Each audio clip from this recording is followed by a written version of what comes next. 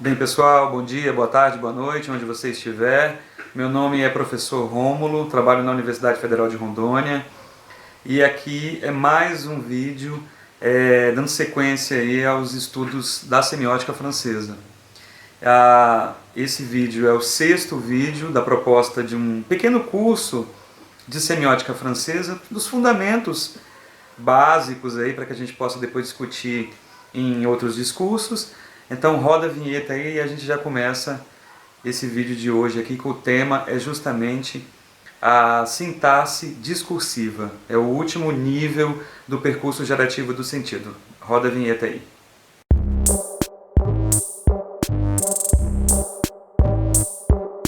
Bem, pessoal, como eu venho trazendo nos vídeos anteriores, nesse sexto vídeo a gente vai trabalhar a sintaxe discursiva. Esse vídeo pode ser assistido isoladamente, você não precisa estar conectado à sequência do curso.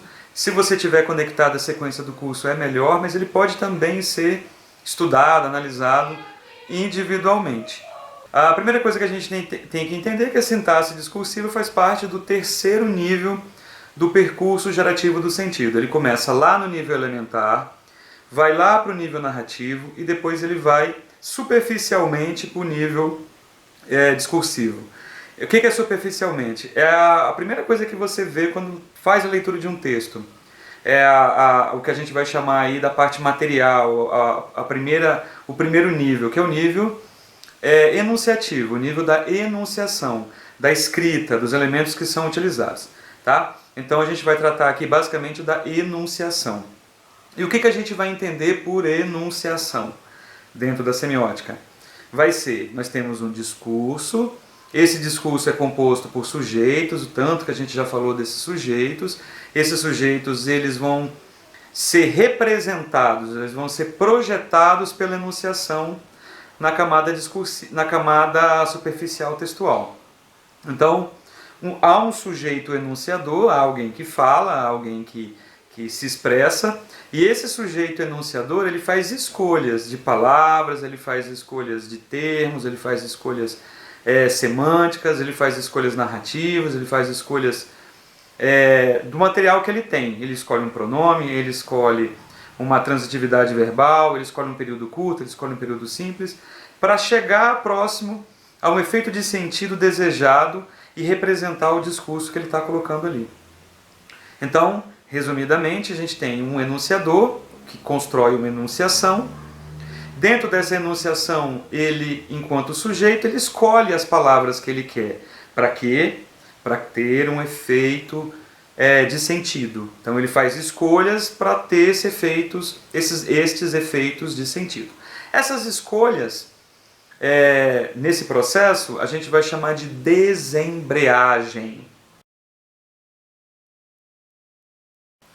Desembreagem vai ser o termo que a gente vai utilizar aí, é o termo utilizado pela semiótica francesa para tratar dessa questão dessas escolhas, dessas projeções do discurso na enunciação.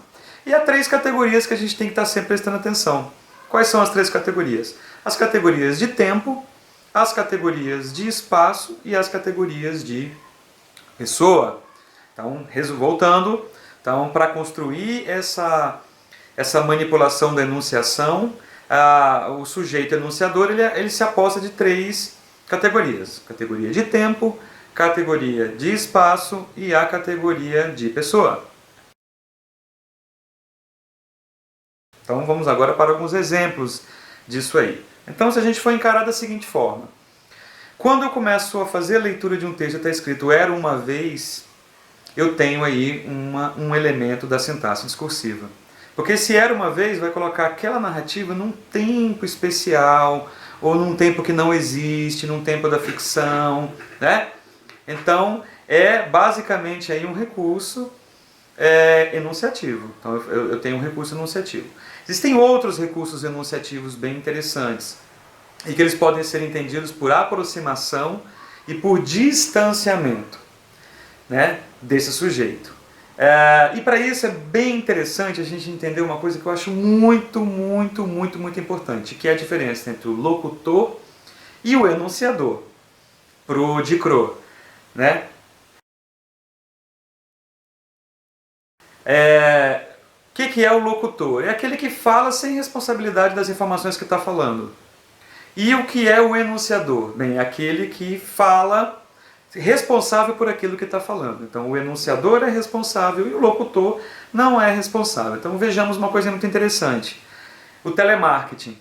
O telemarketing, ele usa esses recursos enunciativos. Ele diz assim, estaremos analisando, estaremos fazendo. Então ele usa uma marca aí para causar o efeito de que ele não é responsável, que o operador do telemarketing não é responsável, ou que ninguém é responsável. O que importa é embromar o tempo.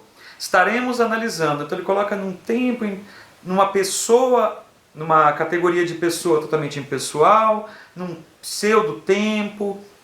Isso tudo são marcas discursivas da enunciação para causar um efeito de distanciamento. No jornalismo também, né? Aos 17 dias do mês de março, na esquina da rua tal, o fulano, tarará. Há uma espécie de texto assim, do lá, do outro, né? Onde o jornalismo ele trabalha na terceira pessoa, foram eles, não sou eu estou apenas comunicando um fato que aconteceu.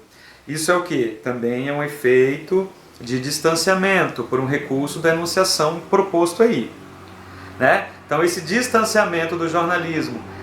Um outro exemplo importante que a gente pode elencar aí, o distanciamento da linguagem científica. Então a gente promove esse distanciamento da linguagem científica. O que é esse distanciamento da linguagem científica?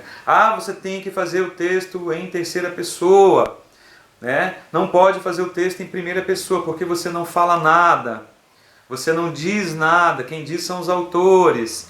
O que eu acho um grande erro, porque se você é um pesquisador, você tem dados e tem a teoria, você vai fazer a triangulação disso, e a sua opinião vai aonde? Você não vai construir ciência? A gente tem que construir ciência, né? Mas basicamente a gente trabalha com essa ideia de distanciamento.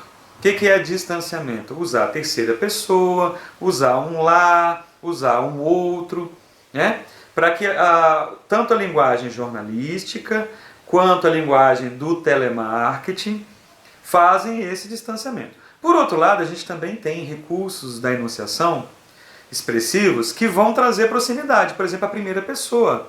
Na literatura contemporânea é muito comum a gente ver os textos em primeira pessoa, porque causa um efeito de subjetividade, causa um efeito de proximidade, né? Então a gente vai ter aí as biografias, né? A primeira pessoa como um recurso bem bacana aí de aproximação subjetiva. Então, o que é interessante? A enunciação, ela é um conjunto, um emaranhado de recursos. E aí, esse sujeito enunciador, o cara que escreve, o cara que bola, o cara que pensa, nós que nos comunicamos, eu agora nesse exato momento, sou um sujeito enunciador. E aí eu vou tentar, enquanto um sujeito enunciador, procurar as palavras corretas, os recursos corretos, um tempo correto, para que a minha enunciação tenha o efeito adequado para o vídeo que eu estou fazendo. Além desse efeito, a gente também tem outros efeitos bem interessantes. Bem, pessoal, um outro recurso muito interessante aí dentro da sintaxe discursiva, porque, bem, a sintaxe discursiva ela é enorme. A gente vai ter um mundo para discutir, né? Nós estamos discutindo alguns pontos aí dentro dessa sintaxe discursiva. E a gente está mostrando alguns efeitos, alguns recursos. A gente tem vários recursos, vários efeitos de sentido e tudo mais, né? Um recurso interessante, e está ligado também a essa questão da manipulação do discurso, dos filtros da verdade, como a gente pode ver num vídeo que eu fiz aí sobre semiótica e discurso jurídico, tá o link aí em cima. Uma coisa também que a gente é bem relevante é um recurso chamado ancoragem. E isso acontece muito no discurso jornalístico, por exemplo. Então, no discurso jornalístico, o que você tem? Você faz a notícia, então você diz assim, o partido tal está implementando medidas para votar contra a reforma da Previdência. Segundo fulano, e aí esse fulano você coloca entre aspas e fala palavras que esse fulano provavelmente tenha dito, você não sabe a verdade, mas já o efeito de ancoragem já foi obtido. Então o que é esse efeito de ancoragem? Você coloca as palavras, né, na boca desse indivíduo Você, né, pode ser até as palavras mesmo, ou pode ser modificado essas palavras, editado, mas você tem uma situação de veracidade, de contextualização dessa fala. Então ela se torna mais verdadeira, ela se torna mais legítima.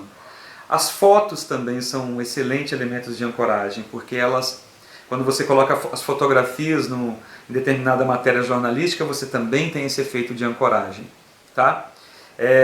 E isso é legal, porque você cria uma legitimidade discursiva. Então é um efeito bem interessante. A contextualização também da fala, das informações. Então você fala o local e a hora. Quando você diz a hora, às 9h30, reuniram-se, tarará, tarará, tarará, isso é um efeito da enunciação, é um recurso que cria também uma ancoragem, ele cria uma indexação no tempo, o que dá um efeito de verdade. E aí eu tenho uma brincadeirinha que eu sempre faço, que é quando você chega para a pessoa e fala assim, ah, você tem aquele dinheiro que você me deve? Né? Aí se você fala assim, ah, R$10 é uma coisa, mas se você fala assim, ah, eu acho que era R$9,50. É engraçado como isso causa um efeito de veracidade. O dinheiro picado, por ele ser assim, provavelmente inconsistente de você ter modificado, né? Você está falando o valor ali, parece real o valor, né? Ah, você tem aqueles R$17 que você me deve, brincando, né? Mas parece que ele soa verossímil. Então é um efeito também que a gente pode dar o nome de efeito de ancoragem ou efeito de contextualização aí das informações discursivas. E a gente sabe, pessoal, se a gente for fazer aí um apanhado de tudo, o último vídeo eu falei do destinador manipulador. A gente sabe que nós, comunicadores, nós temos um pacto também com o leitor, nós temos um pacto com o destinatário. Nós somos destinador e ele é o destinatário.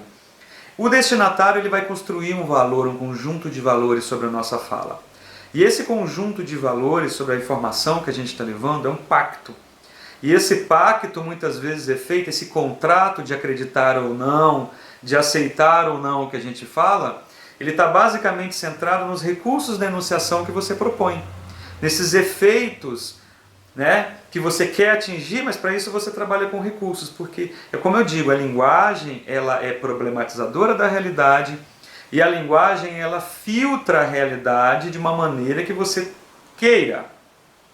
E isso é poderoso. Então por que a mídia é tão importante? Porque ela pega a realidade e ela filtra essa realidade com recursos que ela pretende. Ela vai filtrar essa realidade e vai mostrar uma realidade com elementos, e isso vai trazer efeitos de sentido, efeitos dramáticos, efeitos trágicos, efeitos de fake news, né? E além disso a gente acaba mergulhado nessa realidade, a gente acaba mergulhado nessa realidade cultural e agrega valores, né? Querendo ou não querendo.